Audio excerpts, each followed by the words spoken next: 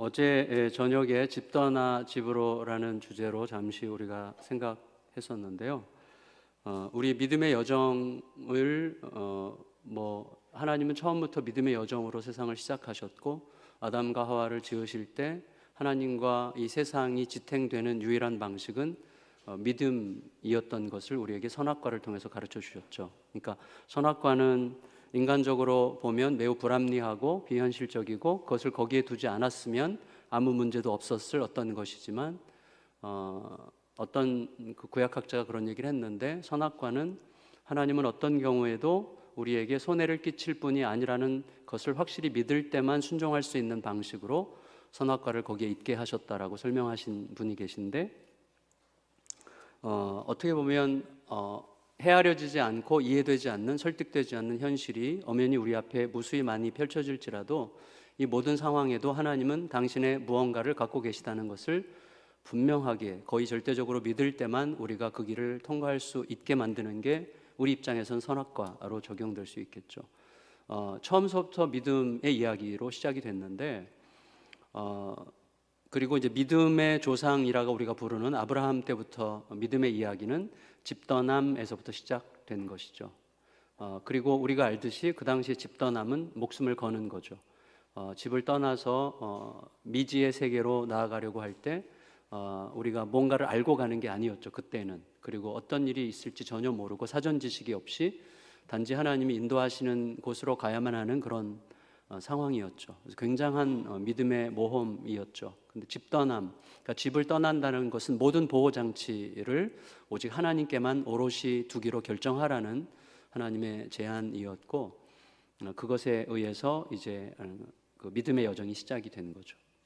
사실은 이 아브라함 이야기는 제가 제 아내를 얻은 굉장히 좋은 그 하나님이 주신 선물이었는데, 제가 대학교 1학년 때 아내한테 프로포즈를 했거든요. 저희 교회 학교 같이 자란 2년 누님인데, 제가 대학교 올라가자마자 별렀다가 프로포즈를 했어요.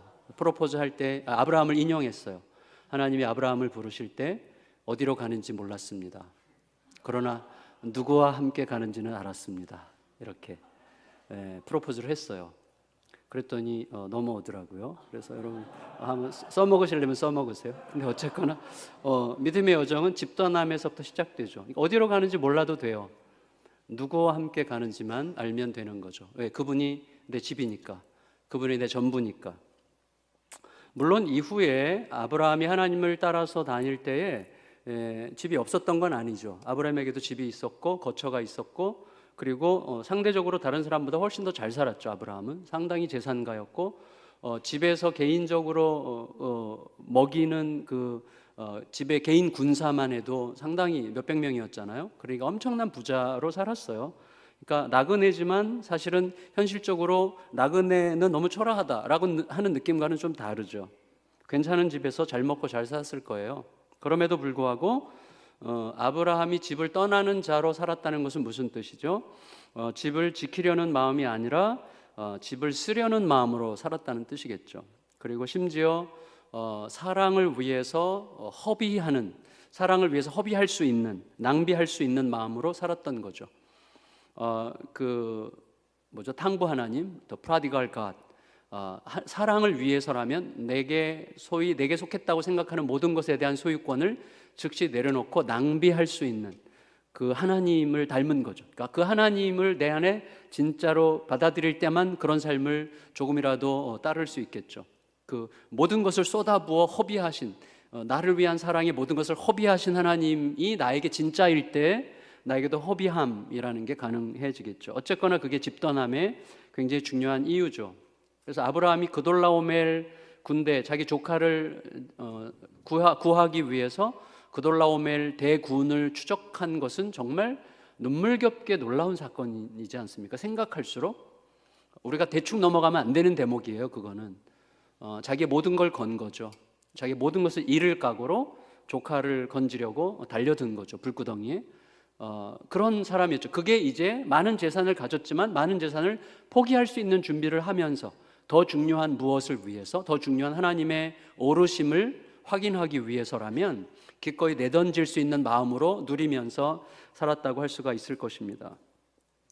그러니까 우리의 삶은 그렇게 살아도 괜찮을 만큼의 하나님을 만날 때 그렇게 살 수 있는 거죠. 그래서 우리의 살아가는 모습은 결국은 하나님이 누구신지를 보여주는 다 표현들이고 증거들이죠. 그래서 과감하게 믿음의 모험을 아주 레디컬하게 뛰어들 수 있다면 그는 그래도 괜찮은 하나님을 섬기고 있는 거죠. 그러나 그럴 수 없다면 그럴 수 없을 정도의 하나님을 내가 모시고 있는 거죠. 아주 단순하게 정리하자면 그렇다고 할 수가 있는 것이죠. 그러니까 오늘 제가 여러분과 나누고자 하는 게 바로 그 포인트가 그건데, 그 하나님이, 그 크신 하나님이, 그 아름다우신 하나님이, 그 매력적인 하나님이, 그 내 모든 것을 바쳐도 괜찮은 하나님이 나에게 실제가 될 때 비로소 우리는 안전지대를 떠날 이제 생각을 할 수 있는 거죠. 그리고 안전지대를 떠나 보니 하나님이야말로 가장 위대한 안전지대였다는 것을 그때 알게 되는 거죠. 옛날에 그 돌아가신 그 한동대 총장 김영길 총장님이 이런 말 하신 적 있어요. 우리가 안전지대에 있는 한 성장할 수 없고 성장지대에 있는 한 안전할 수 없다. 이제 그런 얘기를 했죠. 그래서 우리가 정말로 성장하기를 원한다면 안전하기를 포기해야 된다. 그러나 그때 알게 되는 것은 안전한 객관적 조건보다 더 안전하신 하나님을 발견하는 거다. 그거죠. 그래서 우리의 믿음의 여정이 결국은 그 길을 걷는 거라고 할 수가 있겠습니다. 따라서 우리들은 내가 있는, 내가 사는, 내가 행하는 모든 곳이 아버지의 집이 되도록, 다시 말하면 그곳이 아버지 집이 되려면 집주인이 집주인 노릇을 하는 곳일 때 그게 그분의 집이죠. 그래서 내가 있는 모든 곳, 내가 행하는 모든 일, 내가 계획하는 모든 것 안에서 하나님이 집주인 노릇을 하게 하도록 할 때 비로소 내가 있는 모든 곳이 아버지 집이 되도록 이제 살아갈 수가 있는 것이죠. 말은 쉬운데 실제로는 쉽지 않죠. 그래서 끝없이 질문해야만 하는 것이죠, 주인에게. 그래서 저는 그래서 신앙생활은 질문이라고 생각해요. 질문이 끊어지는 순간 신앙은 성장하지 않습니다. 왜냐하면 어린애들이 언제까지 커요? 끝없이 질문하잖아요. 애들이 끝없이 질문하는데 어느 순간 질문하지 않죠. 왜? 내가 엄마 아빠보다 더 많이 안다고 생각하기 때문이죠. 그러니까 질문이 멈추면 성장이 멈추는 거예요. 하나님 앞에서는 우리는 끝없이 질문하는 자일 수밖에 없는데, 질문하는 자일 수밖에 없기 때문에 질문하는 건데, 질문할 수밖에 없는 자가 질문하지 않는다면 답이 없는 거죠. 그래서 우리 신앙의 여정이 저는 그렇다고 생각이 됩니다. 자, 아까 우리가 함께 읽었던 말씀, 누가복음, 이 말씀은 우리 모두에게 대단히 익숙한 말씀이죠. 근데 우리의 신앙생활에서 참 매력적인 면은 아주 익숙하고 단순하고 우리가 능히 알고 있는 말씀에 새롭게 질문하는 거죠. 그 말씀에 새롭게 질문을 할 때 하나님은 또 새로운 답을 하시죠. 그때 우리는 굉장히 매료되죠. 하나님의 말씀의 풍성함에 매료되게 되는데, 어쨌거나 바람직한 성경 읽기를 따라서 다시 한번 질문하면서 오늘 우리가 과제를 좀 뽑으려고 해요. 어떤 과제냐면 이거예요. 오늘 본문 이야기 다 아시죠?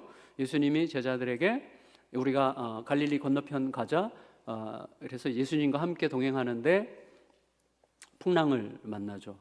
엄청난 풍랑을 만났고, 근데 예수님은 주무시고 계시고 제자들이 썽이 나가지고 오늘 본문에서는 다른 누가복음이나 마가복음에 보면 우리가 죽게 된 것을 돌아보지 않으십니까? 이렇게 말하죠. 다시 말하면 예수님도 같이 배 타고 있는데 예수님과 자기 자신들을 분리하죠.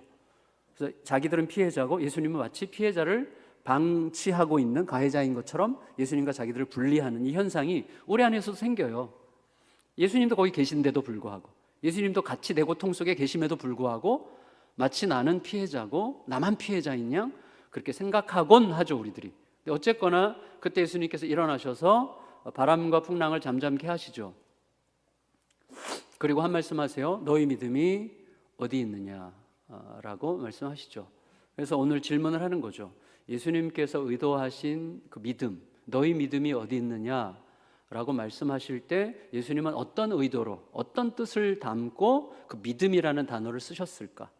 내가 너희에게 당연히 있을 거라고 기대했을 법한 그 믿음, 너에게 있으면 너무나 좋았을, 그러나 없는, 그러나 내가 기대했던 그 믿음은 도대체 어디 있냐라고 말씀하실 때 예수님이 기대하신 그 믿음은 뭘까를 한번 질문해 보는 거죠. 어떤 믿음일까요? 일단 여러분, 믿음에서 굉장히 중요한 요소는 뭐냐면, 믿음은 소위 강도가 아니라는 거죠. 얼마나 세냐, 이건 믿음의 핵심이 아니죠. 내가 얼마나 세게 믿느냐, 이건 믿음의 핵심 요소가 아닙니다. 여러분, 센 믿음을 가지십시오, 강한 믿음을 가지십시오, 여러분 믿음이 강해야 됩니다, 이건 아주 의미가 없는 얘기죠. 뭐 아무리 세게 믿어야 누굴 믿느냐가 더 중요하죠. 저 같은 사람 아무리 세게 믿어야 나올 거 아무것도 없습니다. 그러니까 누구를 믿느냐가 훨씬 더 중요한 것이죠. 그래서 믿음의 핵심은, 믿음은 어떤 강도, 얼마나 세냐, 믿음의 세기, 강도의 문제가 아니라 믿음은 대상의 문제죠. 내가 어디 속했냐, 그리고 나를 소속시킨 그분은 누구냐, 이게 이제 믿음의 핵심 아니겠어요? 이건 뭐 대전제죠. 그래서 내가 누구 소속인지, 또 내가 소속된 그분은 어떤 분인지 하는 것이 내 안에서 선명해지고, 또 그분에 대한 알미 내 안에서 견고해질수록 믿음은 따라가는 거죠. 그를 알수록 믿어지는 거죠. 알수록 믿어지는 거죠. 그러니까 안 믿어진다면 그렇게 믿을 만큼 아직 모르는 거죠. 네. 그리고 아직은 믿을만하지 않다고 생각하는 거죠. 여전히. 그러니까 내 인생을 던져도 될 만큼 그분을 알면 되는 거죠. 근데 사실은 그게 믿음은 믿을 수밖에 없는 분을 믿는 거죠. 사랑할 수밖에 없는 분을 사랑하는 거죠. 왜냐하면 예수님이 그런 분이잖아요. 근데 사실은 우리는 우리의 삶에서는 사랑할 수밖에 없는 분, 믿을 수밖에 없는 분이라고 고백은 하지만, 실제 우리 삶에서는 믿을 만한 다른 게 또 있거든요. 더 사랑할 만한 무언가가 또 있거든요. 저를 움직이고 있는 굉장히 중요한 문장 중에 하나는 이거예요. 예수님이 하신 말씀이 아니고, 그 러시아의 문학가 중에 막심 고리끼라는 사람이 있는데, 이 사람이 한 말이에요. 사랑하는 자에게 이래라 저래라 하지 말라 하는 말이에요. 사랑하는 자에게 이래라 저래라 하지 말라. 사랑이 그에게 모든 것을 가르칠 것이다. 그 사랑이 진짜면 사랑은 하게 하는 거죠. 그런데 사랑은 언제 하게 되죠? 눈꺼풀이 이렇게 뒤집혀가지고 사랑하는 것은 나중에 알아갈수록 이제 희미해질 수밖에 없는 거죠. 그러니까 그가 누군지 그 실체를 제대로 알아가면 믿음이 따라가는 거죠. 그게 하는 거죠. 그러니까 그분을 알아가는 게 나로 하여금 모든 것을 하게 하는 힘이 되는 거죠. 어쨌거나 믿음의 핵심은 얼마나 세게 믿느냐가 아니라 누구를 믿고 있느냐, 그리고 나는 그분을 어떤 분이라고 알고 있느냐가 핵심이라는 것을 이제 전제로 깔고 오늘 본문을 들여다보면, 오늘 본문에서 일단 예수님께서 말씀하시는 너희 믿음이 어디 있느냐라고 말씀하실 때 그 믿음의 기본적인 특성은 이거예요. 두려움에 빠지지 말라는 거죠. 그래서 오늘 본문은 뭐라고 되어 있을까? 너희 믿음이 어디 있느냐 하시니 그들이 두려워하고 놀랍게 여겨 서로 말하되, 이렇게 되어 있지만 마가복음에서는 너희가 어찌하여 이토록 놀라느냐 이렇게 얘기하셨어요. 너가 왜 이렇게 놀래? 이게 뭐 그렇게 놀랄 일이야? 이런 식으로 말씀하셨다고 우리에게 느껴지는 방식인데, 그러니까 그 말씀을 단순하게 적용한다면 믿음의 기본적인 특성은 두려움에 빠지지 않는 거라고 할 수가 있겠어요. 근데 저는 이 부분에서 약간 부당함이 느껴져요. 왜냐하면 우리가 두려워할 수밖에 없는 자라는 것을 예수님이 모르시지 않을 텐데, 그래서 믿음은 두려워하지 않는 거다라는 말은 너무나 얄팍하지 않을까? 너무나 가볍지 않을까? 너무나 좀 단조로워서 우리에게 설득력이 너무나 없다는 느낌이 들어요. 믿음은 단지 두려워하지 않는 건 아니겠죠. 사실은 믿음, 두려워도 가는 게 믿음 아닙니까? 그러니까 믿음은 두려워하지 않는 게 아니죠. 루터가 종교개혁의 한 현장에 뛰어들 때 그가 두렵지 않았겠어요? 죽을 맛이었죠. 본회퍼의 옥중서신 중에서 나는 누구인가? 라고 질문할 때 뭐라 그래요? 계속해서 사람들은 나를 굉장한 줄 알고 막 굉장히 용기 있는 줄 알고 굉장히 막 여유 있는 줄 알고 하지만 나는 얼마나 초라한가 지금. 누가 내 진짜 모습인가? 사람들이 보는 나, 뭐 굉장해 보이는 나냐? 내가 스스로 느끼는 이 초라하고 보잘것없고 비열한 나냐? 내가 누군가? 결론이 뭐예요? 주님, 아버지가 아십니다. 이거죠. 다시 말하면 아버지가 아는 나에게 나를 의탁합니다. 그 말이죠.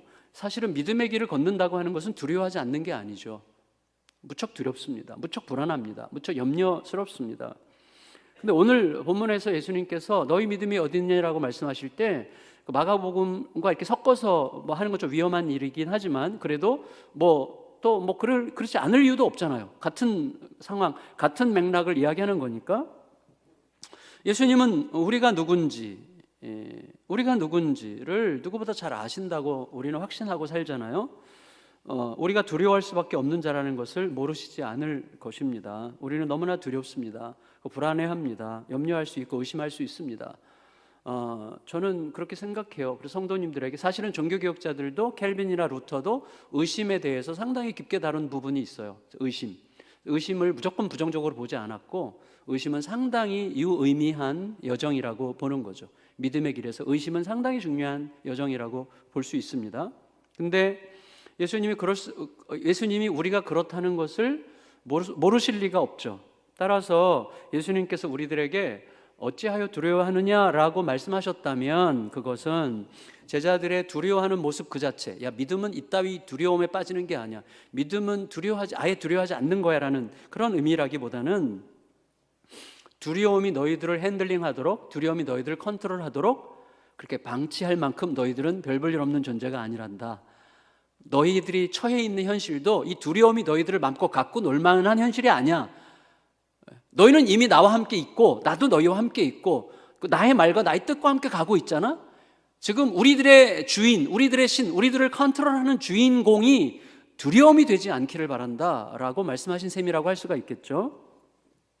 그러니까 우리가 두려워할 수 있지만 두려움을 나의 하나님으로 나를 지금 마음껏 나를 갖고 놀게 할 만한 어떤 나의 주체자인 것처럼 두려움을 받들어 모시지 말라는 경고였다고 할 수가 있겠죠. 그러니까 우리는 두려워할 수밖에 없고 두려워할 수 있지만 그때 원망하기보다는 뭐 해야 되겠죠? 질문을 하면 되는 거죠. 질문. 어제 제가 말씀드렸죠. 엘리야가 질문하지 않은 게 큰 문제였다. 아브라함도 마찬가지예요. 아브라함도 집을 떠났잖아요. 집을 떠났는데 집 떠나서 약속의 땅에 갔는데 약속의 땅에 가자마자 가뭄을 만나잖아요. 그때 생략된 건지 모르겠지만 하나님께 질문하지 않습니다. 하나님, 이게 약속의 땅 맞습니까? 내가 여기 계속 있어야 됩니까? 아니면 떠나야 됩니까? 어디로 가야 됩니까? 묻지 않죠. 그냥 약속의 땅에 가뭄이 오니까 어떻게 해요? 즉시 애굽으로 가죠. 물론 그 전부터 남방으로 가다가 애굽으로 갔는데, 그래서 하나님께 묻지 않고 애굽으로 간 게 사실이라면 나중에 아브라함 선생님이 묻긴 물었는데 제대로 안 물었던 것 같아, 이렇게 말씀하시기를 바라는데, 그렇게 말씀해 주시기를. 근데 아브라함이 성경 말씀을 전부로 본다면 안 물었어요. 묻지 않고 애굽으로 갔어요. 왜? 애굽은 가뭄이 없으니까.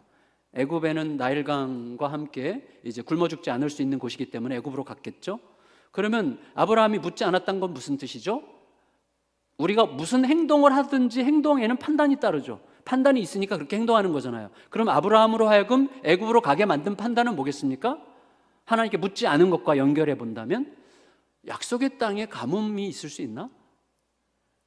분명히 약속하셨는데 약속의 땅에 이따위 가뭄이 있다면 이거 약속의 땅이 아니지 않을까라고 자기 생각을 한 거죠. 동시에 이러한 가뭄에서는 하나님이 나를 못 지켜줄지도 모른다는 생각을 한 거죠. 다시 말하면 하나님이 거기까지 이끄셨다면 거기까지 이끄신 하나님에 대해서 약간의 의심이 들어갔다고 생각할 수 있겠어요. 그래서 그 대목을 가지고 어떤 분은 어떤 외국분인데 제가 누군지는 정확하게 생각이 안 나는데 이렇게 주제를 뽑은 것 같아요. 하나님께 의심이 일어날 때는 의심을 의심하라. 그래서 너의 의심을 의심해라 라는 이제 주제로 설교하신 걸 제가 들은 적이 있는데, 너의 의심을 의심해라. 그러니까 사실은 우리 속에서 두려워하고 불안해하고 염려할 수 있지만 질문하면 양상이 달라져요. 그때 질문하면 되잖아요. 하나님, 여기 약속의 땅입니까?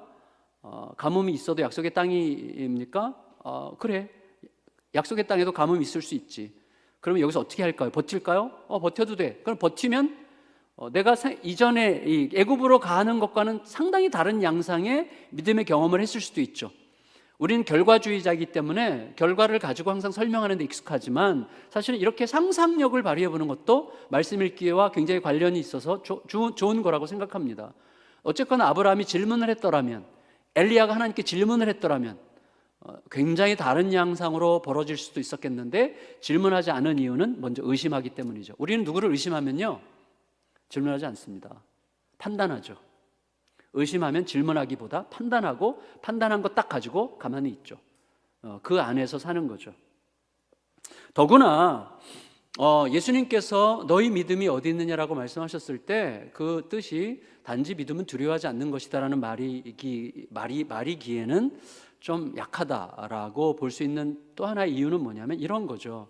여러분이 서로를 얼마나 알고 계신지, 여기 1학년과 3학년이 계시다고 제가 알고 있는데 3학년 정도면 서로 좀 웬만큼 코로나 기간 2년을 보내고 된 3학년이어서 서로 잘 모르겠네요. 진짜 불행한 3학년. 진짜 오늘 아이스크림 하나씩 다 돌리죠. 너무 불쌍한데. 아니 제가 살게요.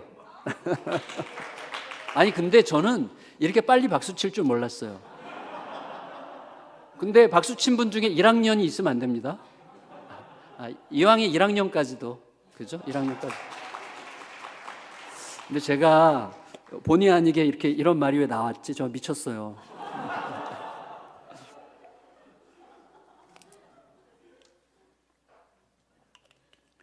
뭐 얼마나 되겠어요, 솔직히 아이스니까, 그죠? 네, 제가 이따 카드를 드리도록 하겠습니다. 근데 여러분, 상식적으로 생각해 보세요. 왜 그런 말을 했냐면 3학년쯤 되면 서로를 좀 웬만큼 알 거라고 느꼈는데 생각해 보니까 전혀 모를 것 같아요. 잘 모를 것 같은데 그래도 그냥 간간히 만난 것으로 저 사람은 진짜 신실한 사람일 거야. 저런 사람이라면, 마치 보아스 같은 사람. 그 나오미가 보아스에 대해서 이렇게 얘기하잖아요. 그가 알았어? 그럼 됐어. 기다리면 돼. 그렇게 말할 수 있는 사람. 그가 알았으면 된 거야. 그가 알았다면 일이 된 거야. 그 사람은 뭐 틀림없어 라고 말할 수 있는 어떤 사람을 떠올려 보세요. 그 사람과 어느 날 약속을 했는데 이 사람은 뭐 약속을 어긴 적이 전혀 없는 사람인데 그날 20분이나 늦게 왔어요. 그럼 기다린 20분 동안 제가 어떻게 생각하는 게 맞는 걸까요? 이 인간이 진짜 아니 어떻게 이렇게 약속을 안 지켜? 라고 생각하는 게 맞습니까? 아니면 무슨 일이 있나 보다 라고 생각하는 게 맞습니까? 뭐 말할 필요도 없죠. 당연히 무슨 일이 틀림없이 있을 거야 라고 생각하는 게 맞죠. 그렇죠? 갈릴리 호수에서 지금 풍랑을 만나서 호들갑 떨면서 죽을 것 같이 느낀 제자들 중에 상당수의 직업군이 어부죠.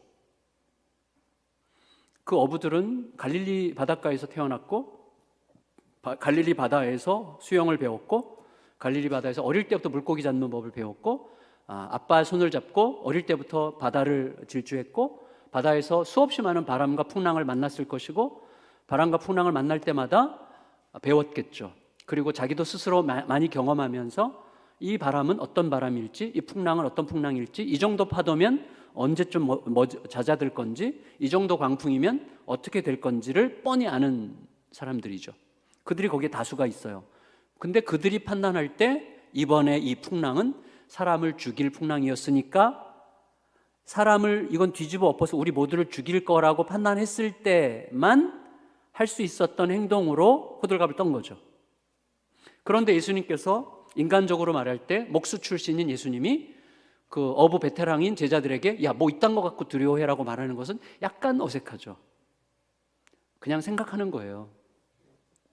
어디로 끌고 가기 위해서 믿음은 단지 두려워하지 말라는 게 아니라는 것을 입증하려고 계속 이제 통박을 굴리고 있는 거죠. 근데 믿음은 단지 두려워하는 거 아니다. 이게 좀 믿음은 두려워하지 않는 거다라는 말은 너무 나이브해요.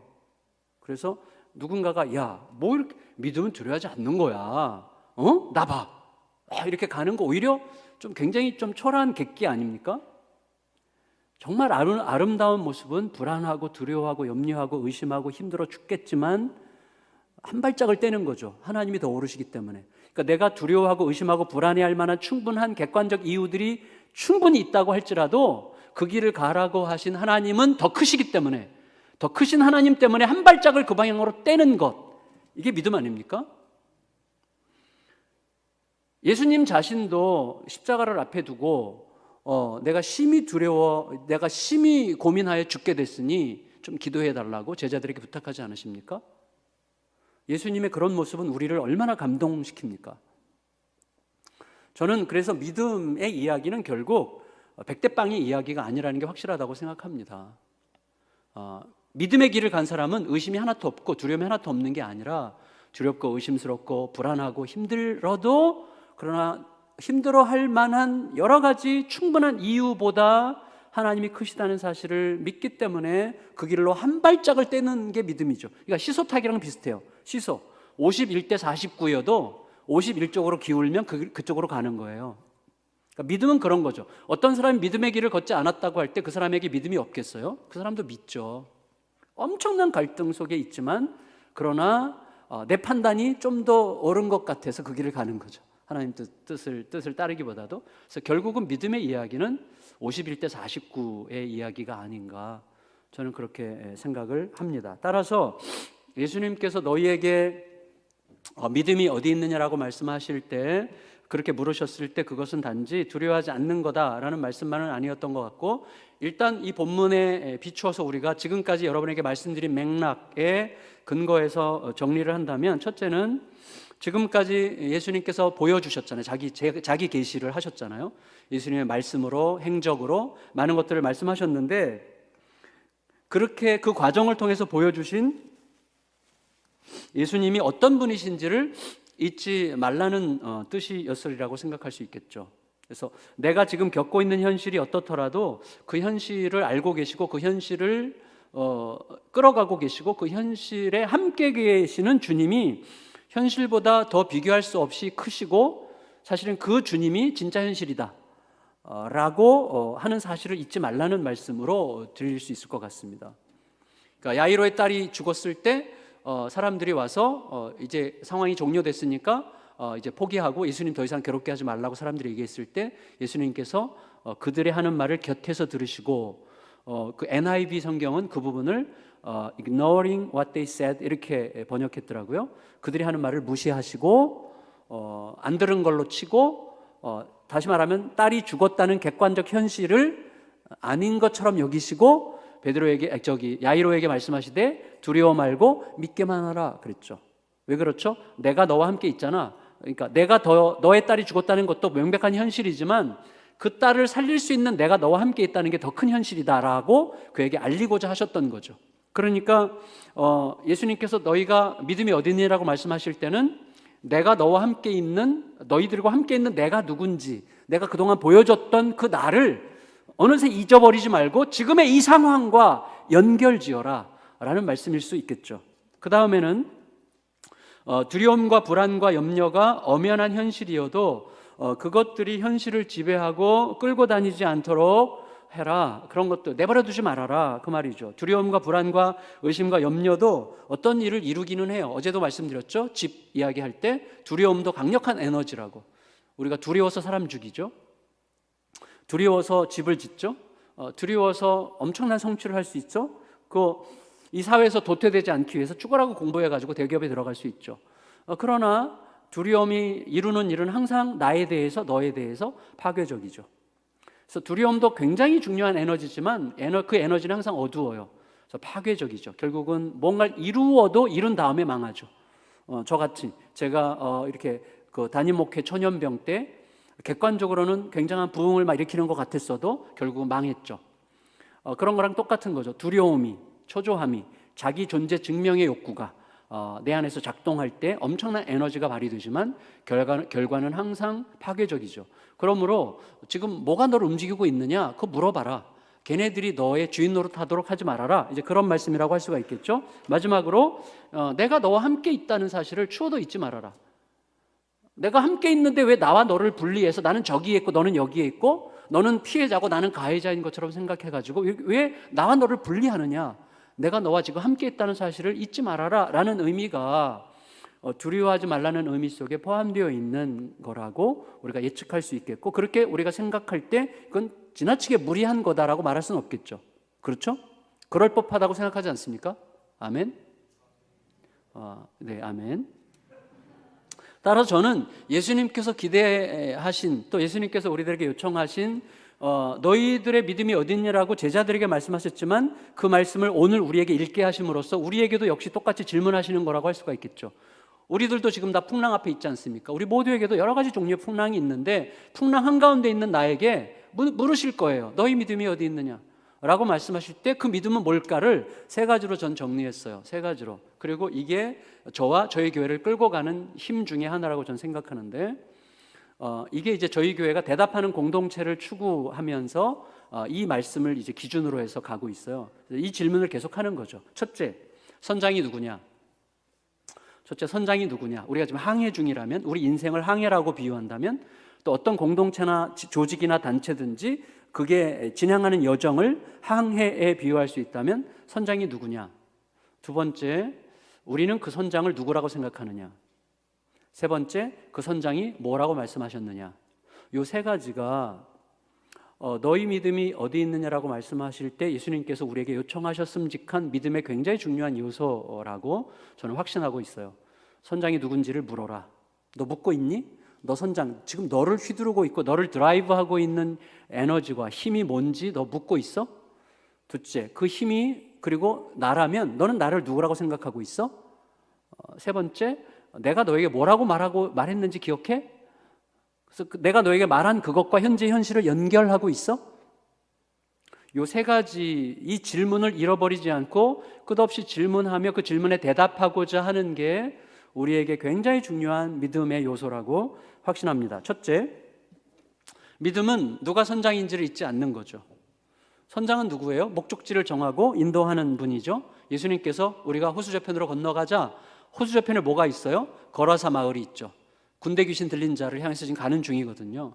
호수 저편으로 건너가자 하신 분이 주님이세요. 그러니까 주님이 선장이시죠, 지금.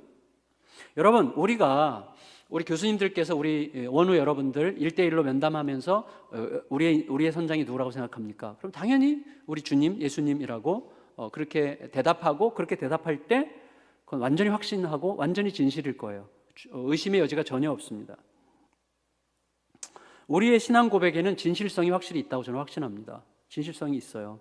하지만 우리의 일상과 아주 치열한 현실 한가운데서도 그런가는 다른 문제예요. 그래서 제가 계속 그 부분을 건드리고 있죠. 그래서 우리가 찬양할 때, 기도할 때, 예배 드릴 때의 하나님과 일상에서의 하나님은 다릅니다. 굉장히 달라요.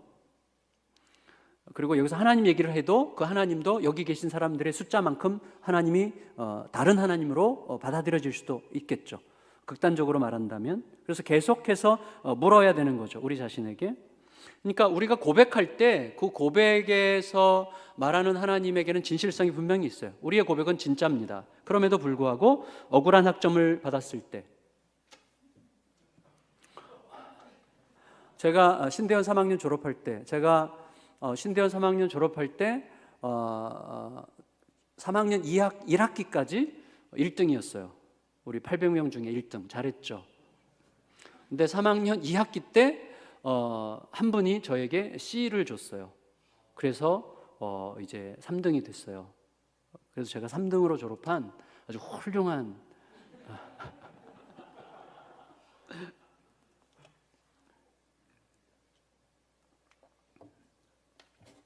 사실 아무 의미가 없는 거죠. 갈수록 깨닫는데, 근데 중요한 것은 그때 제가 너무 억울해서 교수님을 찾아갔어요.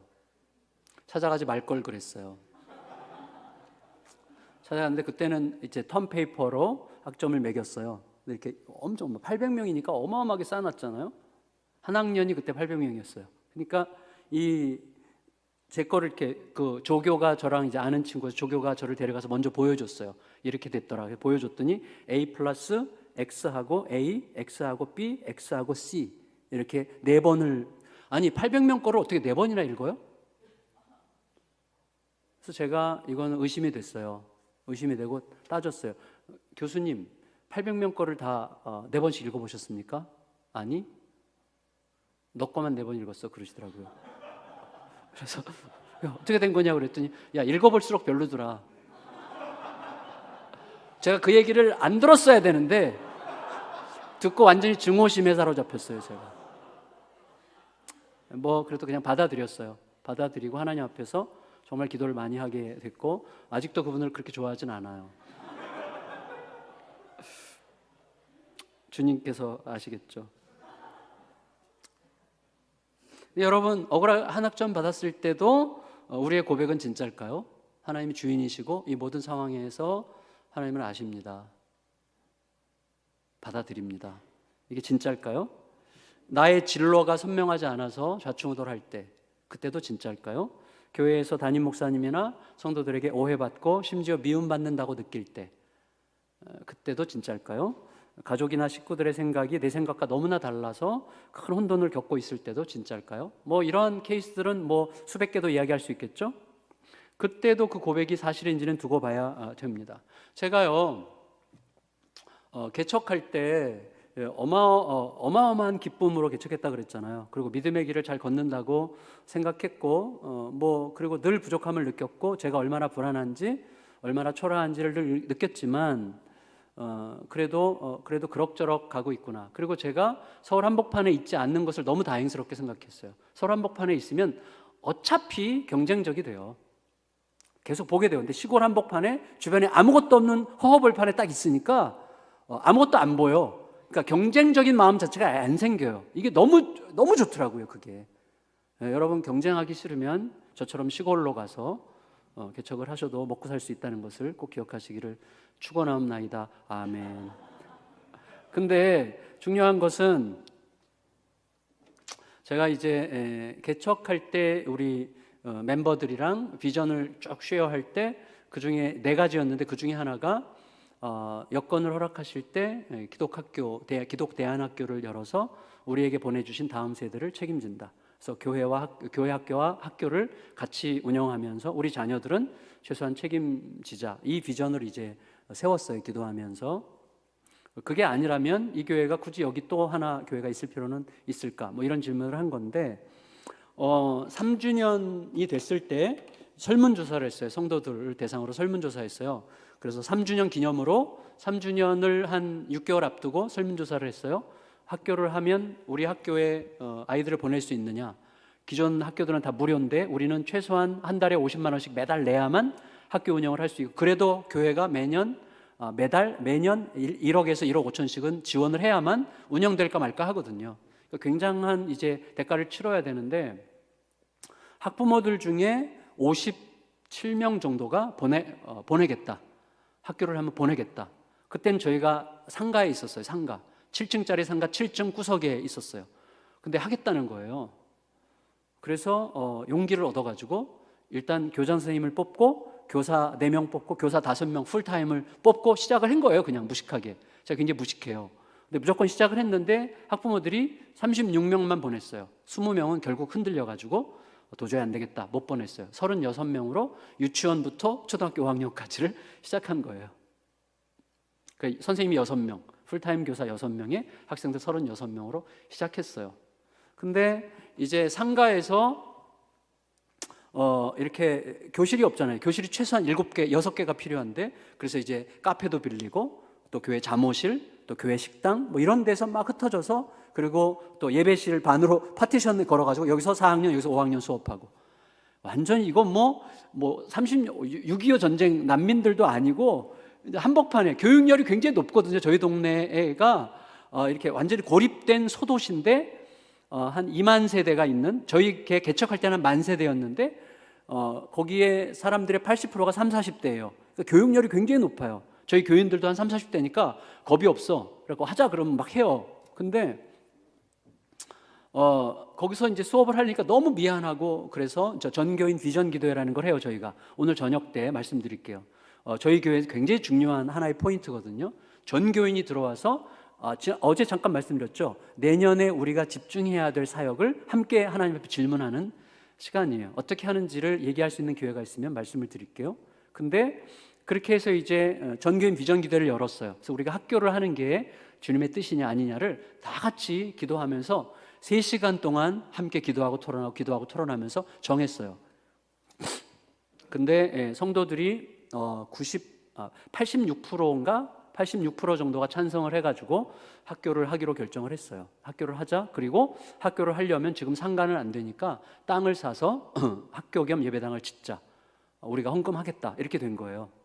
그래서 그 주변에 다른 교회, 통합측 교회 묘지, 좀 차 타고 한 5분 10분 가는 곳에, 외진 곳에 있는 땅 3,500평을 사서 거기다가 짓는데, 땅값과 건물 짓는데 전체 100억 정도가 들었어요. 그러니까 교회 개척 3년차 때 100억이라는 말도 안 되는 무모한 짓을 했는데 저희는 그건 믿은 거예요. 하나님이 응답하셨다. 그건 믿은 거죠. 전체가 같이 기도했는데 그거 하자고 결정됐으니까 하는 거예요. 일단 그래서 여러분 하여튼 하는 겁니다. 그래서 망하면 주님의 뜻인 줄 알고 이 지역 교회를 부흥시킵시다. 이제 이렇게 얘기를 하고 간 거죠. 근데 성도들이 너무나 놀랍게도 25억을 헌금했어요. 그러니까 개척 3년 차에 성도들이 25억 헌금한다는 건 참 쉽지 않아요. 근데 그러니까 얼마나 제가 썰을 잘 풀었으면 성도들이 막 헷가닥 해가지고 막 헌금해가지고 25억 헌금하고 75억을 이제 대출을 받았어요. 75억. 너무 감사하게도 그 교회가 땅을 먼저 넘겨주고 땅을 담보로 대출을 받게 해줬어요. 그리고 땅을 담보로 대출을 받아서 땅값 일부를 갚고, 그리고 건물을 세우면서 건물을 담보로 또 대출 받아서 땅값 갚고 뭐 이런 식으로 한 거예요. 근데 국민은행에서 대출을 해주면서 저희 교회 이제 재정 지표를 쭉 보면서 지금까지는 원금 상환과 이자 합쳐서 매월 5천만 원 정도씩은 갚아 나가고 2년 후에는 매년 1억씩 갚아도 될 것 같다. 이제 좀 빠르게 성장을 하고 있어가지고 그럴 수 있을 것 같다. 그래서 이제 국민은행이 그렇게 그 조건, 저도 그럴 것 같다고 생각해서 약속을 했어요. 그리고 이제 그 계약서를 쓰고 2년 후부터는 매달 1억씩을 갚아야 돼. 원금과 이자를. 저는 2년 안에 갚고도 남을 만큼의 부흥과 성장이 있으리라고 확신하고 이제 했는데, 교회가 딱 짓고 이사를 가자마자 완전히 정체됐어요. 교회가. 네, 교회가 정체. 대중교통도 없고 외지고 하니까 떨어져 나갈 분들은 떨어지고 새로운 사람은 안 오고 정체되고, 그리고 우리가 그때 선언했어요. 선교, 복지, 그 다음에 교육, 이런 굉장히 중요한 이슈들에 대해서는 재정을 절대로 줄이지 않고 계속 필요에 따라서 늘려간다.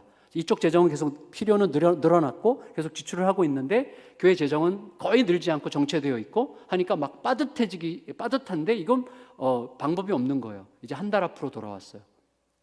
한 달 후에는 매달 1억씩을 내야 돼. 근데 아무 일도 생기지 않았어요. 교회 재정은 별 변화가 없는 거예요. 제가 사실 좀 게으른 사람이에요. 그래서 우리 장로님들에게 양해 구하고, 제가 사실 새벽 기도를 잘 안 하거든요.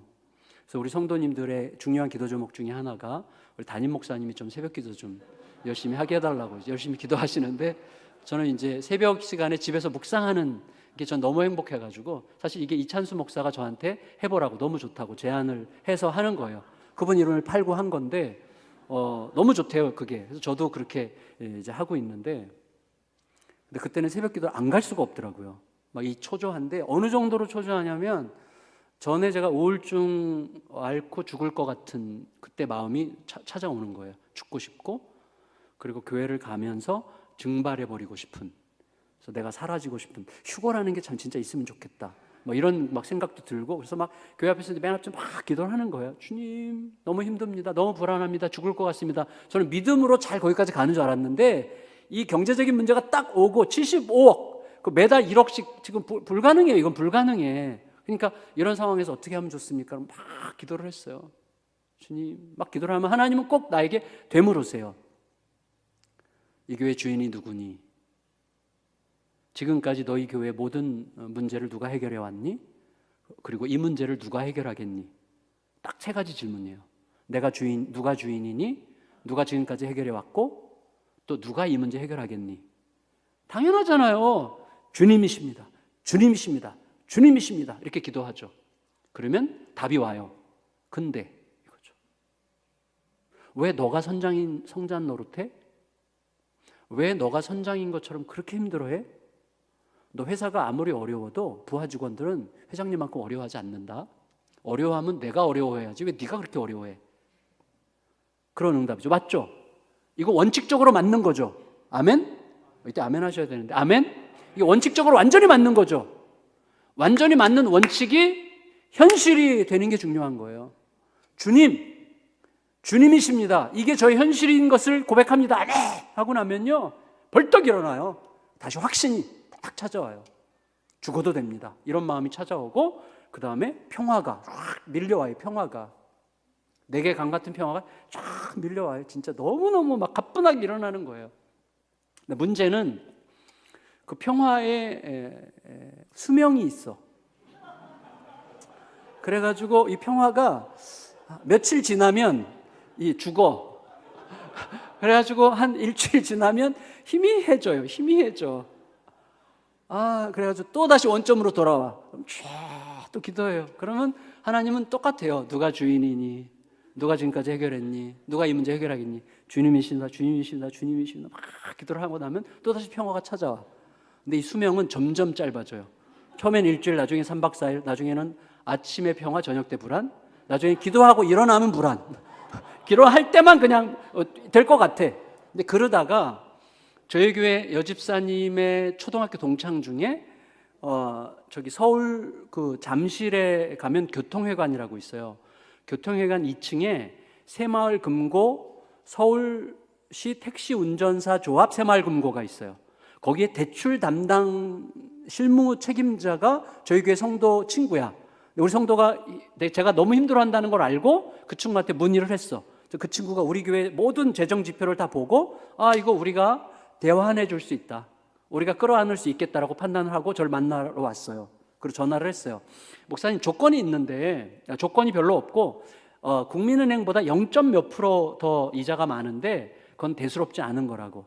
더 좋은 소식은 목사님께서 은퇴하실 때까지 이자만 내도 됩니다. 그 소식이 왔는데요, 진짜 그 평화는 하나님이 주시는 평화는 아무것도 아니야. 하나님이 주시는 평화는 퀄리티가 너무 낮아.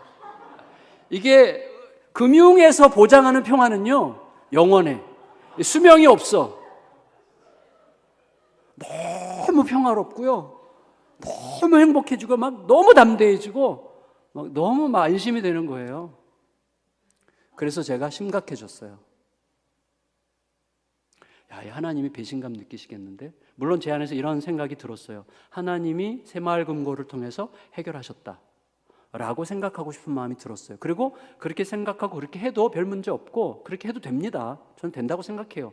근데 저에게는 다르게 적용이 됐어요. 왜냐하면 제가 이 교회를 완전히 하나님께만 대답하는 교회로 가기로 결정했는데, 이게 하나님의 대답일 수 있지만 하나님의 대답이 아닐 수도 있는 이유는, 금융권이 해결해 준다고 할 때의 평화가 이게 하나님이 내가 해결하겠다는 할 때 느낄 때 평화와 너무 질적으로 다르니까 너무 힘든 거예요. 이게 물론 인간인지라 그럴 수밖에 없죠. 근데 저는 모험하고 싶었어요. 그때 객기인지 뭔지 모르겠지만, 그래서 장로님들을 이렇게 초대했어요. 장로님들. 그러니까 이런 거 있잖아요. 사람이 뭘 확보해 놓으면 담대해지잖아요. 그러니까 정 안 되면 새마을금고 하면 되니까. 그러니까 뭐 이것도 좀 치사한 거긴 하지만, 그래도 장로님들을 모셔다 놓고 장로님들한테 그 이야기 하지 말았어야 돼, 사실은. 장로님들한테 얘기를 했어요. 상황을, 자초지종을 쫙 얘기를 했더니 장로님들은 굉장히 단순하고 굉장히 무책임하세요. 장로님들이 뭐라고 얘기했는가 하면, 목사님 그냥 목사님 믿음대로 하세요 그러더라고요. 공이 다시 나한테 왔어. 그래서 내 믿음을 지금 시험당하게 생겼어요. 내가 어떤 믿음을 갖느냐가 지금 중요해진 거예요. 엄청 기도를 또 했어요. 그러다가 이 교회가 하나님의 교회라면, 만일에 하나님께서 새마을금고를 통해서 주신 게 맞는데도 나는 의심을 하고 이게 아닐 수도 있고, 하나님이 직접 허락하시는 방법을 더 신뢰하겠다고 내가 고집을 부린다면 하나님은 그래도 하시지 않을까? 그때 그분은 우리 하나님이시지 않을까? 이런 생각이 딱 들었어요.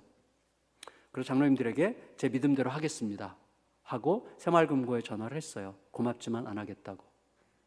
그리고 그 다음 주일날 전성도 앞에 선언했어요. 자초지종을 또 자세히 설명 또 자세히 다 했어요.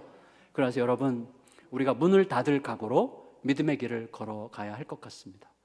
우리 교회가 문을 닫으면 이 주변 교회가 얼마나 많이 부흥하겠습니까? 그래서 우리는 좋은 일을 합시다. 우리 망해도 좋은 일, 또 흥해도 좋은 일, 다 주님의 일을 가도록 합시다 했더니요, 이 젊은 성도 다, 저희도 80%가 30, 40대거든요 성도들이 아멘 하더라고요. 박수를 막 치고, 이것들이 미쳤나 이런 생각을 했는데, 그리고는 이제 한 달 살이 하는 거예요. 매달 1억씩을 내야 되니까 한 달 겨우 넘어가 했는데 1년이 지난 거예요. 1년이 지난 거예요. 그리고 1년이 딱 지나서 정산을 했는데요, 진짜 저희가 다 입을 쩍 벌렸어요. 정말 정확하게 전해보다 성도들이 6억을 헌금을 더했어요. 정확하게. 진짜 기가 막힌 일이죠. 이런 일을 여러 번 경험을 했어요, 저희가. 물론 성도들의 팔을 비튼 거죠, 제가. 여러분이 안 하면 우리 문 닫고 다 집으로 갑니다. 그래서 성도들이 부담을 느끼도록 팔을 확 비틀었는데 성도들이 비틀려지더라고요. 그렇게 했어요. 그게 저희 교회는 굉장히 의미 깊은 기억이에요. 근데 그때 제가 알았어요. 이 문제 해결됐기 때문이 아니라 해결되기 전에 저의 상태, 그러니까 누가 진짜 내 선장이냐 하는 부분은 굉장히 센시티브한 부분이구나. 아주 센시티브하고, 그리고 내가 굉장히 자기 합리화하기가 쉬운 부분이구나라는 것을 정말 절실하게 깨달았어요. 그래서 이 질문을 좀 치열하게 하고 그 질문에 대답하려고 하는 게 예수님께서 우리에게 요청하신 너희 믿음이 어디니라고 말씀하신 그 믿음의 굉장히 중요한 요소라는 것을 그때 뼈저리게 알게 됐습니다. 우리의 믿음은 어디 있습니까? 정말 나를 지금 드라이브하고 있는 것은 무엇인지를 물어야 되겠죠. 인정받으려는 욕망이 나를 드라이브하는지, 또 어떤 일을 성취하지 않으면 안 될 것 같은 조바심이 나를 지금 끌어가고 있는 것인지, 계속 그것이 내 선장이죠. 그래서 하나님이 진짜 과연 우리 주님이 내 선장 역할을 하고 계시도록 나를 맡겨드리고 있는 건지를 계속 질문하는 게 믿음이다. 이렇게 첫 번째로 말씀드리고, 두 번째는 그거예요. 믿음은 그 선장이 어떤 분이신가를 계속해서 질문하고 알아가는 것입니다. 아까 우리가 읽었던 25절 말씀을 다시 한번 같이 읽을까요? 누가복음 8장 25절 말씀, 시작.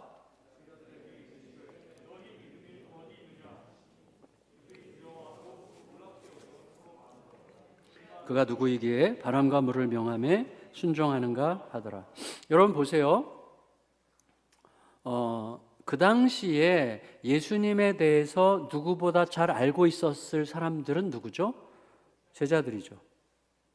예수님의 가족들도 예수님에 대해서 오해하고 있을 때죠. 그리고 예수님에 대해서 좀 더 알아보고 싶은 많은 군중들이 예수님은 어떤 분이신지, 예수님 뭘 좋아하시는지, 뭘 싫어하시는지를 묻고 싶었을 때 제자들에게 물었겠죠. 그럼 제자들은 아주 자신 있게 얘기했겠죠. 우리 예수님은 아무거나 잘 드세요. 돼지고기만 못 드세요. 뭐 이런 이제 뭐 얘기를 했겠죠. 자신 있게, 당당하게. 근데 지금 제자들이 하는 말을 보세요. 이분이 누구시길래 바람과 물을 명함에 순종하는가? 그걸 정리하면 이렇게 되겠죠. 우리는 예수님이 누구신지 웬만큼 알고 있다고 생각했는데 예수님이 이런 분인지는 미처 몰랐네? 그 말이죠. 그 말은 또 이렇게 할 수 있겠죠. 예수님이 이런 분이신 줄 진작에 알았더라면 우리가 풍랑 앞에서 다르게 반응할 수 있었을 텐데, 그 말이죠. 그러니까 우리의 삶에 다가오는 모든 풍랑에 대한 우리들의 반응과 우리들의 태도는 내가 그 현장에 함께 계신 예수님을 누구로 알고 있느냐에 의해서 상당 부분 결정되겠죠. 그러므로 믿음은 뭐죠? 결국 예수님을 알아가는 거죠. 예수님을 어떤 분으로 알고 있느냐가 오늘 나의 선택을 결정하고 그 선택이 우리들의 인생을 형성하는 거죠. 어느 순간 어떤 선택이 그 이후의 모든 인생을 결정하는 것처럼 선택하게 만드는 힘은 결국 예수님을 누구라고 생각하고 있느냐 하는 것이죠. 이게 매우 중요하죠. 믿음의 굉장히 중요한 요소는 그러므로 나는 그 선장을, 그 주님을, 나의 주님을 어떤 분으로 알고 있느냐 하는 거죠. 굉장히 중요하죠. 그렇다면 제자들이 풍랑 앞에서 호들갑 떨고 막 당황하고 죽을 것 같이 느끼고 막 어쩔 줄 몰라 했던 그것은 뭐죠? 진짜 현실, 곧 이 모든 문제를 능히 해결하실 분이 함께 계시다는 현실을 아직 몰랐기 때문이죠. 그 현실을 아직 몰랐기 때문에, 그분이 어떤 분인지 거기까지 해결하실 분이라는 사실을 아직 몰랐기 때문에 내가 생각하는 나의 현실, 죽겠구나 하는 두려움이 만든 현실, 곧 내가 만든 가상현실이죠. 염려, 두려움, 불안, 근심, 의심은 현실이 아니라 내가 만든 가상현실이에요. 이러면 어떻게 하지? 이렇게 되면 큰일 나겠다라고 하는 내가 만든 가상현실에 충실하게 살아가는 게 우리들의 삶이죠. 우리들은 무수히 가상현실을 만들어요. 의심을 통해서. 이런 거 있잖아요. 정말 밥맛 없는 인간, 내가 속에서 막 분노하고 싫어하는 인간을 보면, 제가 그랬어요. 제가 그 개척하기 전 섬겼던 그 교회에서 저를 진짜 집요하게 힘들게 했던 장로님 한 분 계세요.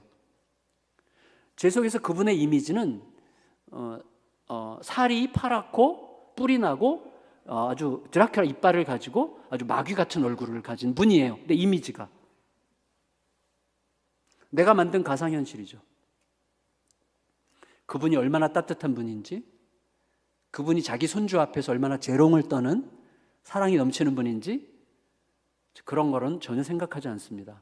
그러니까 내가 만든 가상현실에 매우 충실하죠. 여러분, 내가 누군가랑 굉장히 사이가 틀어졌어요. 근데 나랑 사이가 틀어진 그 인간이 누구랑 굉장히 친해. 그럼 친한 그 사람도 나를 싫어할 거라고 우리는 예측해요. 그리고 그 예측 안에서 그를 상대해요. 두려움과 경계심으로. 나랑 아무 상관이 없는데도. 그 두 사람은 내가 생각하는 만큼 친하지 않을걸요? 우리는 우리가 만든 수없이 많은 가상현실 속에 살아요. 제자들이 이 풍랑을 우리가 죽겠구나. 물론 그건 굉장히 현실에 대한 판단이죠. 근데 예수님 아까 분명히 말씀드린 것처럼 진짜 현실, 현실보다 더 큰 현실은 예수 그리스도죠. 예수님은 지금까지 당신을 그런 모습으로 우리에게 보여주셨죠. 그래서 현실에 대한, 풍랑에 대한 우리들의 태도는 예수님을 어떤 분으로 알고 있느냐 하는 것이죠. 예수님을 제대로 알면 우리는 죽으면 어때? 까지 갈 수 있는 거죠. 죽으면 어때? 죽어도 괜찮지. 왜? 예수님 분명히 말씀하셨잖아요. 죽어도 산다고. 근데 예수님의 그 말씀은 그냥 우리를 격려하기 위한 말씀이 아니라 완전 현실이잖아. 진실이잖아. 그러면 됐죠. 이렇게 가는 거죠. 그러니까 예수님을 내가 어떤 분으로 알고 있느냐 하는 것이 현재 나에게 밀려오는 풍랑에 대한 나의 태도와 반응을 결정하는 거라고 할 수가 있을 것입니다. 잘 생각해야 되는 거예요. 제가 TGC라고 하는 그 The Gospel Coalition이라는 그 운동에 참여하고 있는데 그 TGC 홈페이지가 진짜 너무너무 좋거든요. 그래서 이 세상의 Issues of the Day 해서 그때그때 세상에서 돌아가는 모든 쟁쟁한 이슈들, 지금 한참 우크라이나 사태면 우크라이나에 대한 복음적으로 어떤 관점으로 통찰할 것인가 하는 것들을 쫙 올려요. 아티클이나 대담이나 이런 것들을 그때그때 올려요. 그때그때 이슈에 따라서 굉장히 복음적이고 정돈되어 있는 글들이 아주 미국에서 존경받는, 세계적으로 존경받는 분들이 글을 거기다 계속 쓰거든요. 거기가 그래서 TGC 코리아를 한 4년 전에 시작해서 지금 코리아 한국 홈페이지도 있어요. 좋은 글들은 즉각 번역해서 계속 올리고 있거든요. 근데 거기에 작년 5월 달에 수석 편집자가 쓴 글에 이런 글이 있었어요. 내러티브로 가득한 세상에서 리얼리티에 헌신하기, 리얼리티에 레디컬하게 헌신하기라는 글을 썼어요. 무슨 말이냐면 이 세상에는 내러티브로 충만하다는 거죠. 예를 들어서 어떤 사건이 딱 생기면 적어도 내러티브는 여기서 30개는 만들어질걸요. 다시 말하면 각자가 자기의 성향과 자기가 보고 싶은 관점과 자기가 살아왔던 경험과 그동안 가지고 있었던 편견과 선입견, 이런 것들이 섞여서 그 사건을 해석하는 해석에 동조하는 무리들이 몇 명 생기죠. 그러나 그것과 약간씩 다른 무리들이 막 생기죠. 이게 다 내러티브들이죠. 소위 로컬 내러티브들이 형성되는 거예요. 근데 우리들은 어떤 내러티브 안에 속하기를 굉장히 좋아해요. 우리나라 같은 경우 대표적으로 태극기냐, 촛불이냐 뭐 이런 거죠. 자기들의 내러티브가 따로 있어요. 똑같은 상황을 놓고도 완전히 다르게 보죠. 내러티브로 가득한 세상에서 그건 현실이 아니라는 거예요. 그건 리얼리티가 아니에요. 팩트는 하나인데 팩트에 대한 해석은 너무나 다양해. 결국은 다 자기의 관점, 소위 확증 편향된 담론에 속하게 되어 있는 거죠. 근데 우리의 놀라운 모순은 뭐죠? 나는 누구보다 객관적일 거라고 전제하는 거예요. 그 우리들의 모순이죠. 이 땅에서 객관적인 유일한 분은 주님밖에 없습니다. 우리는 내가 항상 틀릴 수 있다고 하는 전제를 가지고 대화할 수 있어야죠. 오늘 대화를 안 하려고 해요. 왜? 나만 객관적이라고 생각하니까. 내가 너보다 옳다라고 전제하고 가니까. 이 확증 편향된 담론에 속하지 말고 뭐라고요? 하나님의 리얼리티에 속해라. 근데 우리는 왜 확증 편향된 담론에 속하기를 좋아하냐면 쉬워요. 일단 수고하지 않아도 돼. 다양한 이야기를 듣고 막 고민하지 않아도 돼. 일단 나랑 성향이 맞고 내 색깔에 맞고 하니까 쉽게 받아들여요. 근데 그 안에 딱 거하고 다른 거 다 틀렸다고 따발총 쏘고 있어요. 그러지 말고 힘들더라도 고통스럽더라도 어렵더라도 좀 귀를 기울여라. 하나님 앞에 더 사투를 벌이고 고민을 해라. 그래서 radical하게, be committed to reality예요. radically 이렇게 이제 얘기를 했어요.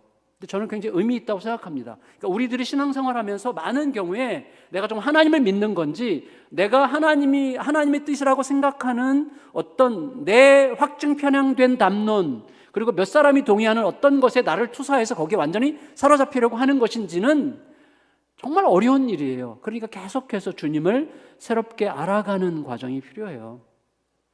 그래서 그게 생명이죠. 예수님께서 말씀하셨잖아요. 영생은 뭐냐? 아버지 하나님과 그의 아들 그리스도를 아는 것이다.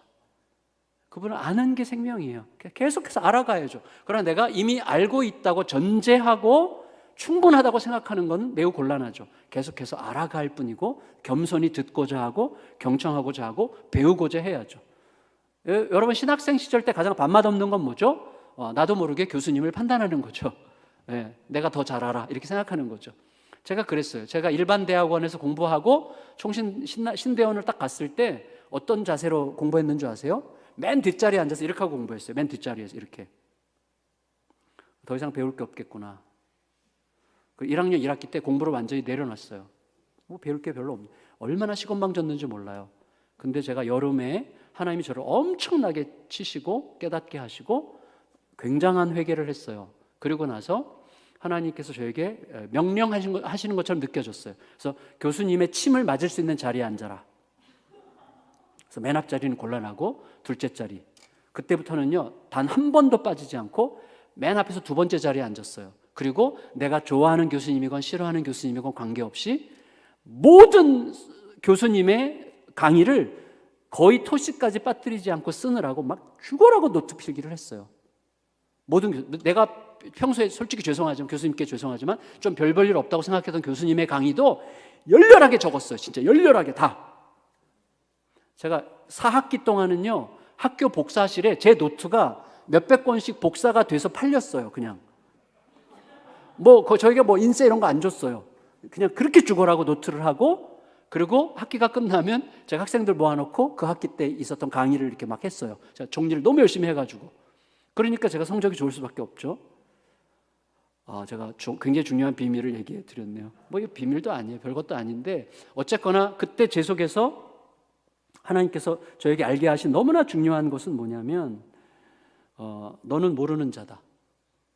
제가 리처드 리버의 크라이스트 앤 컬처라는 책을 읽으면서 그 책의 결론에 이렇게 되어 있어요. 자기를 상대화시킬 줄 아는 자가 크리스찬이라고 얘기했어요. 그리스도만 절대적이죠. 그리스도의 절대성 앞에 자기를 상대화시킬 줄 아는 자가 진리를 추구하는 자죠. 나는 진리가 아니잖아요. 근데 우리는 진리를 추구하다 보면 마치 내가 진리인 양 착각하죠. 근데 어쨌거나 그리스도를 계속해서 알아가는 것이 너무나 중요합니다. 너무나 중요해요. 너무너무. 그리고 모든 사람에게 배울 수 있습니다. 모든 사람에게 배울 게 있어요. 너무 가치 있어요. 그래서 제가 굉장히 좀 별로 안 좋아했던 교수님이 한 분 계세요. 그분 돌아가셨기 때문에 말해도 될까요? 말하지 않겠습니다. 근데 하여튼 그분 강의를 제가 조직신학 교수님이었어요. 근데 죽어라고 딱 적었어요. 적다 보니까 그분을 좋아하게 됐어요. 이분이 이런 이유로 이렇게 열을 내서 얘기하는 거였구나. 이거 이해되기 시작하는 거예요. 놀라운 신비가 있더라고요. 거기에 듣고자 하니까 들리더라고요. 매우 중요해요. 그래서 알아가는 게 굉장히 중요한데, 여러분 그리스도를 누구로 알아가느냐 하는 게 왜 이렇게 중요하냐면 이걸 가장 잘 보여주는 비유가 저는 달란트 비유라고 생각해요. 달란트 비유 아시잖아요. 예수님께서 달란트 비유 하나님 나라 비유를 하셨는데, 달란트 비유를 말씀하실 때 듣는 제자들이 적어도 나는 5달란트 받은 사람이나 2달란트 받은 사람처럼 되고 싶다라고 느낄 거라고 예측하고 말씀하셨겠죠. 말씀하실 때, 그러니까 인간적으로는 의미가 그거보다 더 풍성한 의미가 있지만 적어도 듣는 사람들 입장에서 나는 5달란트 받은 사람처럼 되고 싶어. 나도 2달란트 받은 사람처럼 되고 싶어 라고 느낄 거라고 예측하고 말씀하셨지, 1달란트 받은 사람처럼 돼야지 라고 그렇게 기대할 거라고 생각하고 말씀하시지 않았을 거 아니에요. 맞죠? 그럼 중요한 포인트는 뭐겠어요? 어떻게 남겼느냐는 거죠. 5달란트 받은 사람과 2달란트 받은 사람이 어떻게 남겼어요? 모르죠. 말씀하시지 않았잖아요. 여러분 이거 가지고 주일학교 아이들이 가르칠 때 어떻게 가르치세요? 달란트 비유 가르칠 때 열심히 해 이걸까요? 열심히 하면 남길까요? 우리의 신앙생활과 열심은 같이 가기도 하지만 열심히 신앙을 망치기도 하잖아요. 종교적 열심은 우리의 신앙을 황폐하게 만들잖아요. 그러니까 열심히 해로 되는 게 아니잖아요. 어떻게 해서 남겼을까요? 모르죠. 그러나 힌트가 있다고 저는 생각해요. 힌트가 뭐예요? 어떻게 남겼는지는 모르지만 어떻게 해서 못 남겼는지가 자세히 나와. 한 달란트 받은 자죠. 한 달란트 받은 자 이야기가 자세히 나와요. 그게 키라고 생각해요. 저는 그게 힌트라고 생각해요. 그게 뭐죠? 왜 못 남겼어요? 감춰뒀죠. 왜 감춰뒀어요? 두려워서. 왜 두려워요? 장사했다가 말아먹으면 망할까 봐. 맞아 죽을까 봐. 왜 맞아 죽어요? 이 사람이 뭐라고 그래요? 주인이 누군데? 주인한테 와서 얘기하잖아요. 당신은 인색한 사람인 줄 내가 알았으므로. 당신은 씨를 뿌리지도 않고 거두려는 사람인 줄로 내가 알았으므로 그랬죠. 우리말로 과격하게 번역하면 당신이 날강도인 줄로 내가 알았으므로 내가 두려워서 하여 숨겼습니다 그랬죠. 다시 말하면 나를 믿고 맡겨준 주인을 내 입장에서 날강도 같은 사람, 인색한 사람이라고 생각한 것을 투사해서 내게 맡겨준 주인을 그렇게 생각했기 때문에 두려워서 숨겨뒀고 남기지 못한 거죠. 그렇다면 5달란트 받은 사람이야 2달란트 받은 사람은 주인이 원하는 대로 하면 되는 거야.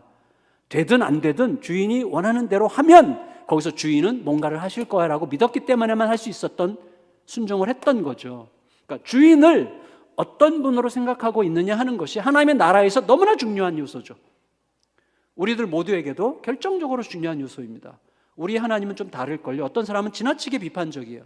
지나치게 정죄적이에요. 다른 사람을 계속해서 판단해요. 자기 프레임에 맞지 않으면 계속 판단해요. 그의 하나님은 그런 하나님이죠. 우리들의 잘못을 들추어내고 쫓아와서 막 야단치고 심지어 막 뒤통수 때려가지고 눈알 튀어나게 만들고 뭐 잘못하면 이빨 하나씩 부러지고 막 이런 하나님, 그런 하나님으로 그 정도의 이미지는 아니더라도 하나님이 그렇게 지나치게 엄격하게 생각하는, 그러니까 밸런스가 좀, 하나님의 엄격성이 있습니다. 하나님이 자비로우시죠. 그러나 하나님에 대한 밸런스를 계속 알아가야죠. 하나님이 어떤 분이신지. 근데 내가 알아온 내 경험과 또 내 어떤 기질과 또 내가 생각해왔던 나의 태도, 나의 삶의 방식이 형성한 하나님의 그림이 전부가 되도록 방치하면 절대 안 되고 하나님을 계속해서 더 알아가야 되는 것이죠. 예, 더 알아가야죠. 그러니까 하나님을 알아가는 만큼 우리의 삶이 달라지는 것이죠. 그게 굉장히 중요한 믿음의 요소라고 할 수 있습니다. 마지막 3번째는 그가 뭐라고 말씀하셨는가 하는 거예요. 그가 뭐라고 말씀하셨는가 하는 거죠. 믿음은 주님께서 뭐라고 말씀하신 게 현실이라는 것을 기억하는 거라고 생각합니다.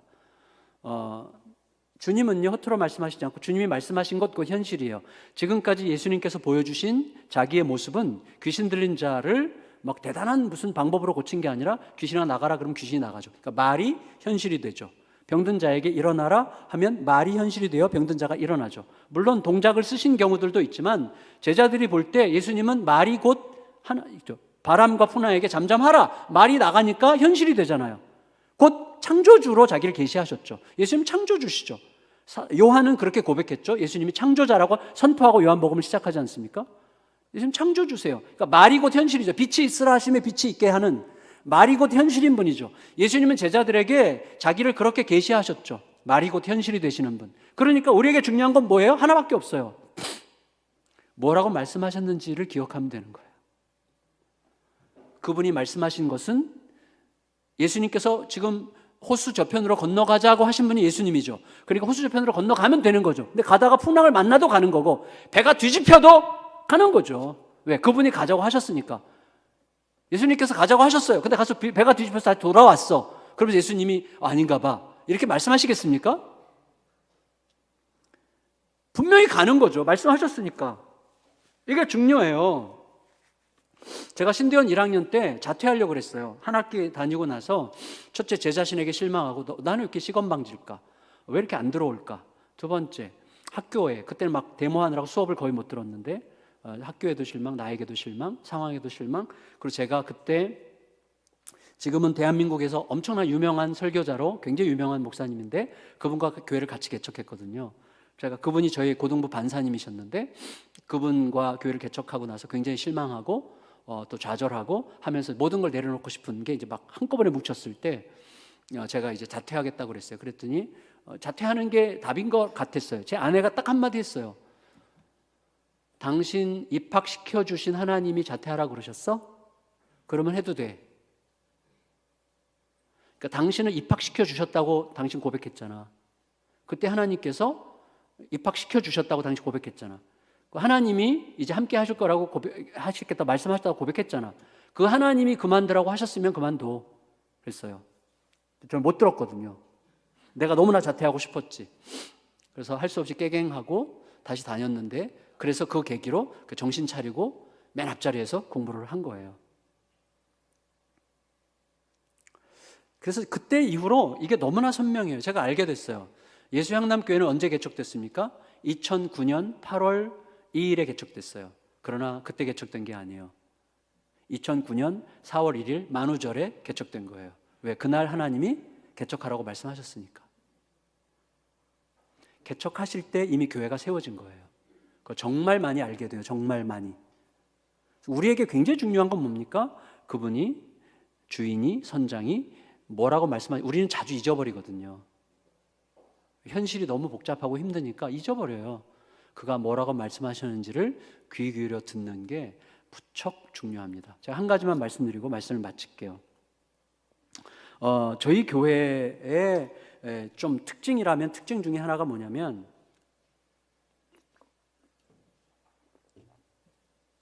대부분이 부부예요.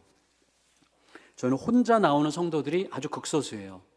그래서 아주 퍼센티지가 높아요. 부부로 나오는 퍼센티지가. 근데 부부가 처음부터 등록해서가 아니라 남편이나 아내나 혼자 나왔다가 결국은 배우자가 교회를 함께 나오게 된 케이스가 무척 많습니다.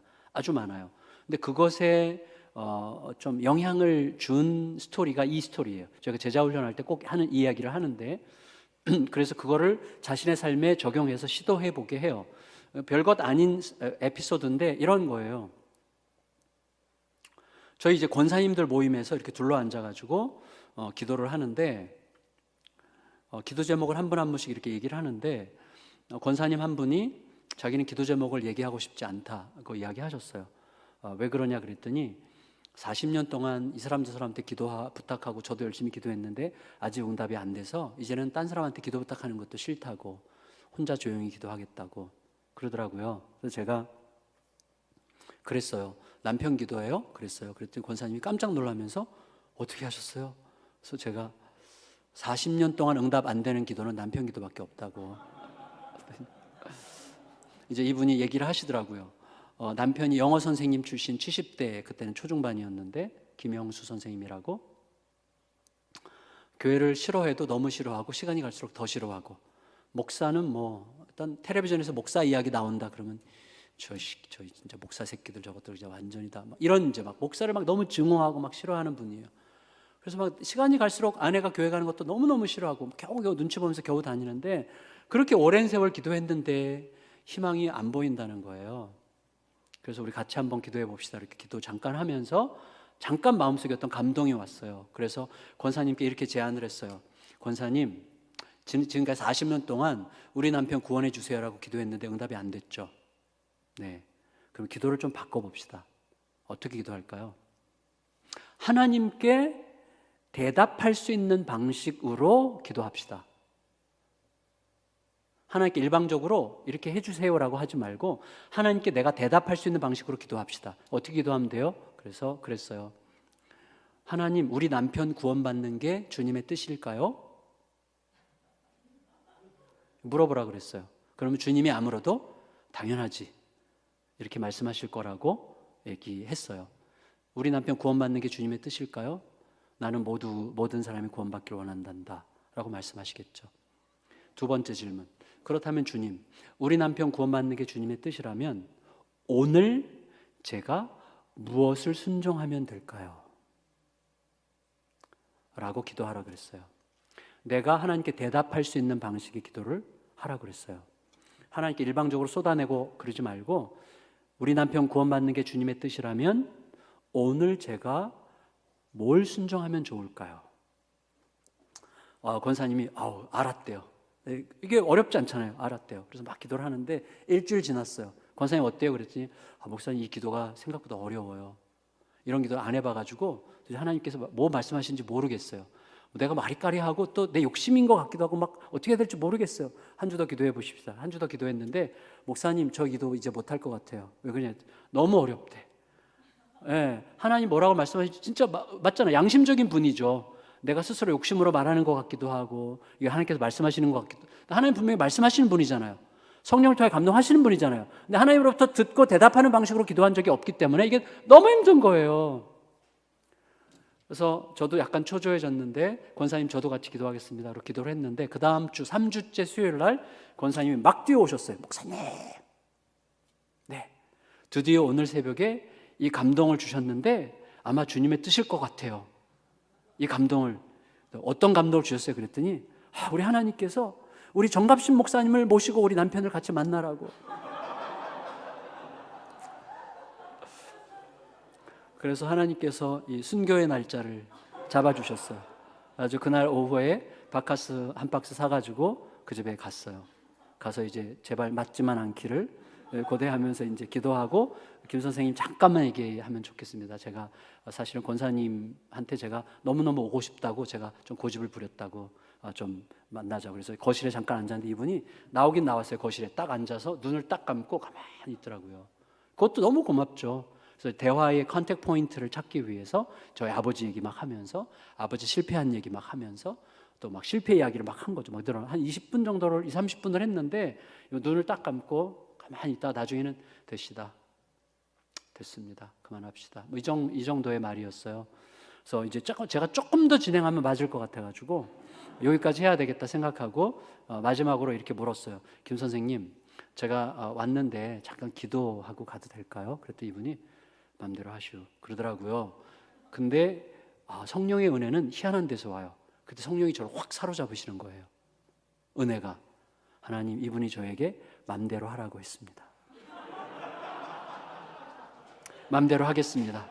그래가지고 제가 어깨동무를 했어요. 어깨동무를 하고 손을 잡고 뭐 진짜 간절히 기도했어요. 그리고 결론, 이분이 살아온 70평생보다 주님 만나서 새로워진 인생이 말할 수 없이 영광스러운 것을 알게 하여 주시기를 기도합니다. 아멘.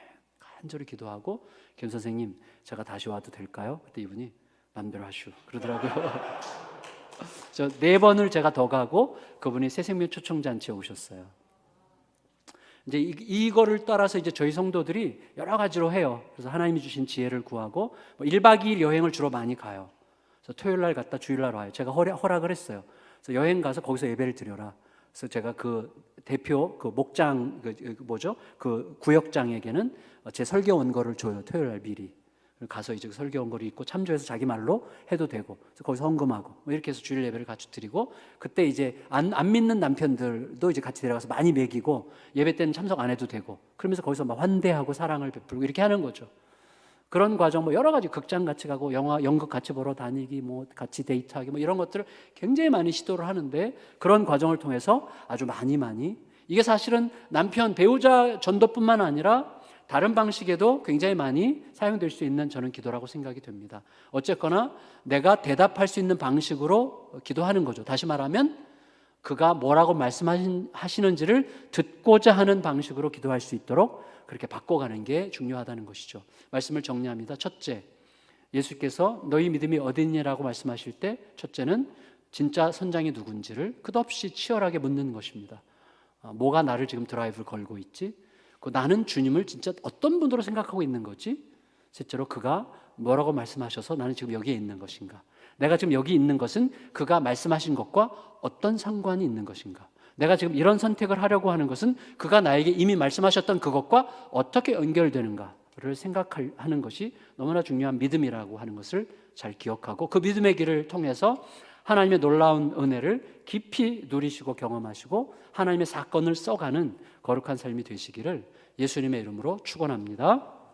주님, 은혜를 감사드립니다. 주님의 은혜 가운데 우리가 이 아침에도 하나님의 말씀을 나눴사오니 나는 그 말씀이 우리의 심령에 깊이 들어와 우리의 삶을 새롭게 창조하고 새 창조의 능력의 은혜가 주님을 통하여 우리의 삶을 계속해서 이끌어갈 수 있도록 우리를 맡겨드리기를 기도하오니 함께 하시고 사용하시고 결국 주의 영광을 나타내 주시옵소서. 존귀하신 예수님의 이름으로 간절히 기도드리옵나이다. 아멘.